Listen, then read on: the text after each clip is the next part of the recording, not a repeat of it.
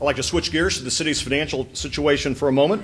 I'm pleased to report that the city's financial position is stable. Yes, like most every community, we have issues, but our department heads have done a phenomenal job of adjusting their budgets without a detrimental effect on the delivery of services. Now, at times, misinformation may lead you to believe otherwise, but don't be fooled. The city continues to grow, and so does the demand for services. The city is blessed to have sources of funds not dependent on property taxes for the purpose of investing in our quality of life. As mentioned before, those investments should not halt and are critical in driving additional development, as evidenced from our interactions with the economic development professionals and citizens alike. The bond rating agencies are pleased with our financial position, as they have affirmed our previously favorable ratings. Strong statements that our bonds are, quote, high quality and subject to low credit risk are certainly welcome news. Finding creative ways to save money is a directive given to every department head, regardless of how large the amount. As a result of hedging the price, when the market was favorable, the city was able to save $95,000 last year on fuel alone. And our administration has also put a strong emphasis on workplace and worker safety. This includes training, working with insurance personnel, safety experts, department heads, and supervisors to emphasize safety. The results are impressive. Since taking office, our workers' compensation claims have decreased 32%, which translates to a decrease of over $300,000. Now, in any honest assessment of our city, we have to acknowledge that we have challenges ahead. And it shouldn't be breaking news to anyone here today that at the top of our list of challenges is our water and sewer utility department. I'd like to recognize the gentleman who leads that effort, Alan Mounts, right over here.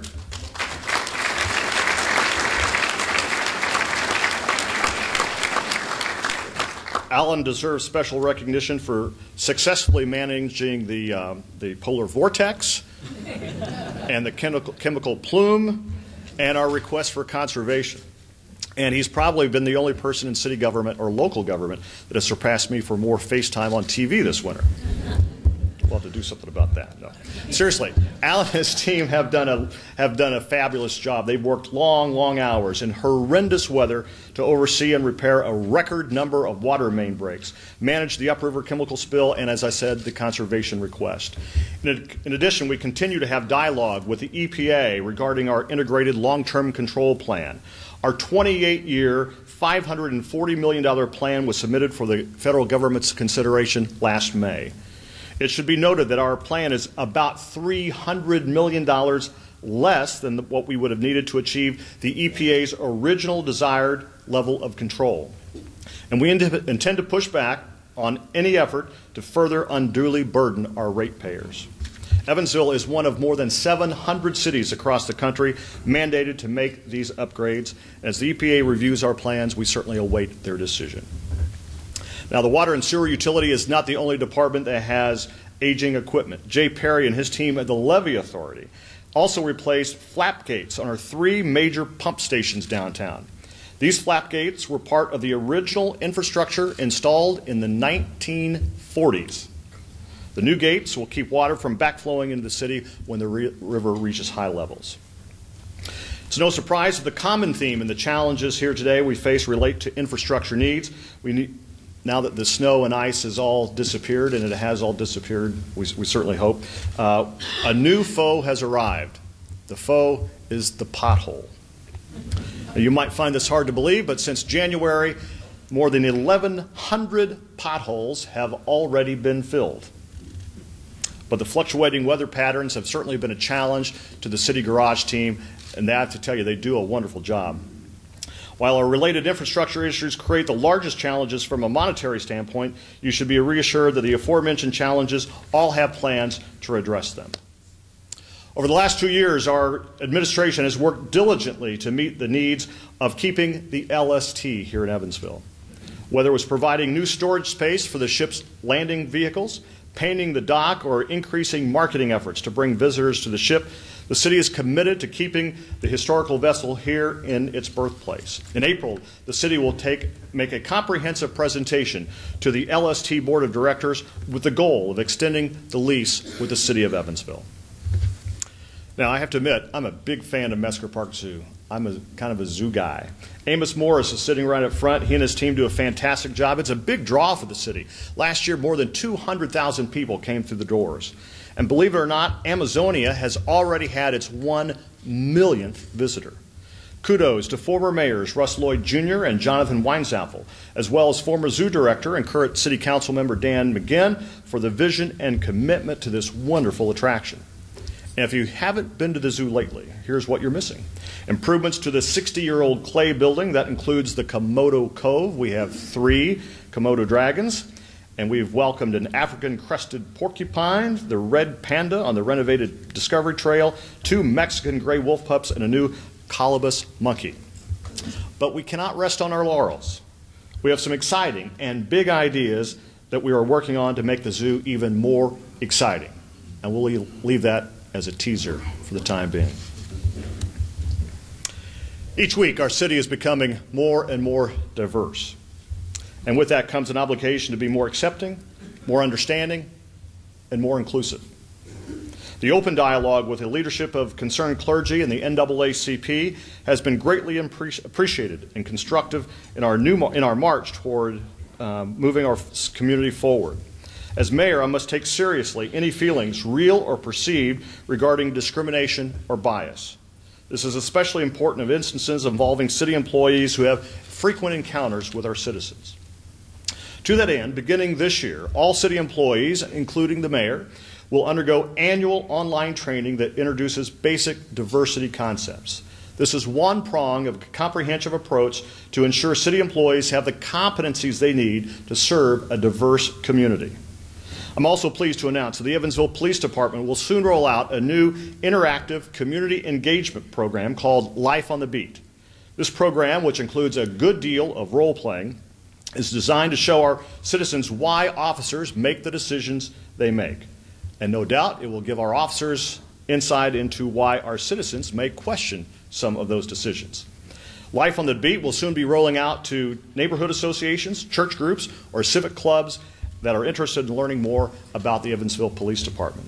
And speaking of the police department, you should all know, if you haven't heard, our uniform officers now each have high-definition body cameras. These cameras are yet another tool available to assist law enforcement and should provide irrefutable evidence in our ongoing effort to protect our citizens. One of the few disappointments I've had in office so far has to do with the continuing scourge of meth and its impact on users, their families, especially kids in our community. While meth remains a problem, the city is the only municipality in the state that has a law enforcement department with a dedicated meth suppression unit. That means the city of Evansville simply doesn't react to the meth epidemic anymore. We take a proactive approach to the problem. And I truly believe that meth will continue to be a problem, not just here, but around our region, until the legislature approves making pseudoephedrine a controlled substance. Now, it's not often that an elected official recognizes the media for reporting on an issue that government is struggling to solve. If you've not read the ongoing series by the Evansville Courier and Press about blighted housing, I would encourage you to do so. It certainly highlights an issue that speaks to the look and feel of our historic city. While blight and abandoned homes are not a new problem, the challenge is ongoing and key towards our revitalization efforts. First, I think it's important to understand the problem. Last year, our building commission has been on the forefront. They managed over 1,000 separate property maintenance violation matters and responded to citizen concerns that turned out over 3,800 inspections on blighted property. They issued over 500 administrative orders on the sealing, repair, or raising of blighted buildings. They removed over 150 blighted homes by demolition and secured another 155. And soon we'll be seeking money from the state's hardest hit fund to be used on the acquisition and demolition of abandoned residential structures. We responded to citizens' concerns of high weeds with over 8,000 inspections. And in the coming weeks, our administration will be proposing updates to the weed ordinance to strengthen the enforcement. The rental registry programs have helped identify more than 7,400 parcels of land that have rental units and the contact information for more than 2,800 different owners, saving city resources in tracking down those owners. It's our intent to further consolidate existing registries to maximize results. Clearly, our investments in removing blight from abandoned neighborhoods are striving towards stabilizing property values and improving the quality of life. Even so, more needs to be done by collaborating with neighborhood associations and residents that report problems. Well, the folks in the State House are starting to wrap up its work. The General Assembly is in its final hours. Conference committees are now meeting on key issues before they adjourn. The current legislative session has had several issues that impact municipalities, and it's true that actions in the State House do have lasting impacts on city halls all across Indiana. In 2013 alone, circuit breaker caps lowered property tax payments to the city by $9.4 million, a 100% increase over 2012. In response to our reduced revenue from caps, the responsibility of governing within our means rests on our shoulders. That's exactly what is happening in our city hall. After learning that December 2013 tax revenue was lower than expected by about $2 million. Actually, the receipts went from $47.4 million to $46 million. Our administration immediately started working with department heads to identify areas for budget reduction to address this shortfall. In the coming weeks, the proposed cuts to the city's general fund will be presented to City Council for consideration. Fortunately, the city's investment in projects such as the new hotel, the medical education campus, or other capital projects will not be impacted, as completely different funding mechanisms are utilized to ensure homeowners are not impacted. It's frustrating sometimes to travel to Indianapolis to testify on issues involving local government, simply to hear that locals should tighten their belts, only to have legislation considered that actually creates more problems than they solve. The current proposals regarding the business personal property tax are prime examples of good concepts but bad public policy. The Indiana Fiscal Institute agrees that a partial or full elimination of that tax would create a shift in that tax. So today I ask you to call your legislators and ask them to oppose any attempts to shift that burden to residential taxpayers. Whether it's voluntarily cutting budgets by millions of dollars, offsetting medical trends by expanding our on-site employee clinic, or cutting $11 million from a utility contract, you should know that your city government is tightening its belt. In terms of challenges, our region will soon be tasked with advocating that the General Assembly include the Medical Educational Center, the Med School project, in the next biennial budget. There is no doubt that we are up to this challenge. The current IU Medical School, now hosted by the University of Southern Indiana, will be expanded and add the University of Evansville and Ivy Tech Community College. While my personal preference is for a downtown location, the tremendous educational collaboration and resulting economic development will have lasting impacts all across Southwest Indiana. As we are united in support of Interstate 69, the same effort needs to be put behind this project regardless of its location. I pledge today to be a champion for obtaining the necessary funding and approvals from our state capitol. I would be remiss if I did not recognize City Council member Dr. Dan Adams, who has been an instrumental advisor on our proposal to the IU folks. He's brought creativity and special insight to that process. Our proposal would not be what it is without Dr. Adams' input, and I appreciate that.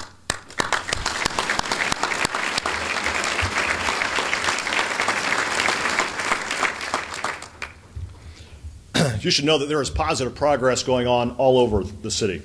Whether it's the Westwood Nature Center wrapping up its $1.5 million capital campaign, or health enthusiasts all over the city who are clamoring to get Evansville designated as a bicycle-friendly community, it's happening everywhere. We're blessed to have a really great not-for-profit network, and we're even more blessed to have a volunteer network that goes above and beyond on a daily and weekly basis. Now, a status report of our city would not be complete without the mention of Interstate 69. Progress to the north continues, and NDOT will soon officially award the contract for Section 5, making the connection to Bloomington. You may have also caught a little bit of news recently about the route to the south. My script doesn't even need to say smile here. My longtime friend, Henderson Mayor Steve Austin, is with us today. Steve, would you join me?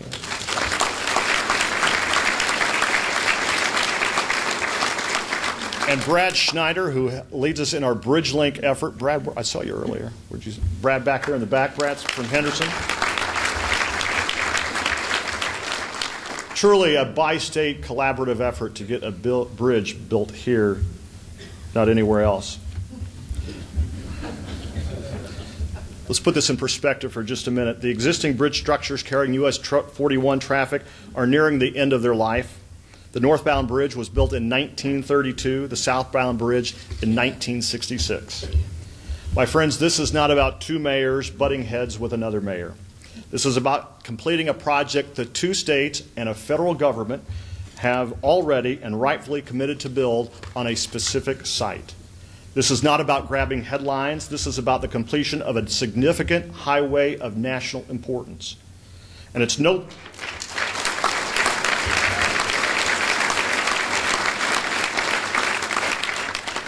noteworthy that both Governor Pence and Governor Beshear have stood firm on this issue, that the route will not change and the bridge is needed. We appreciate their support. Construction of I-69 to the north is only part of the equation. The bridge linking Evansville and Henderson must be constructed. Evansville can't be the cul-de-sac on the interstate system. Likewise, Henderson, Madisonville, and Hopkinsville and other communities who've been trying to get connected to the interstate system should not be scratched at this time.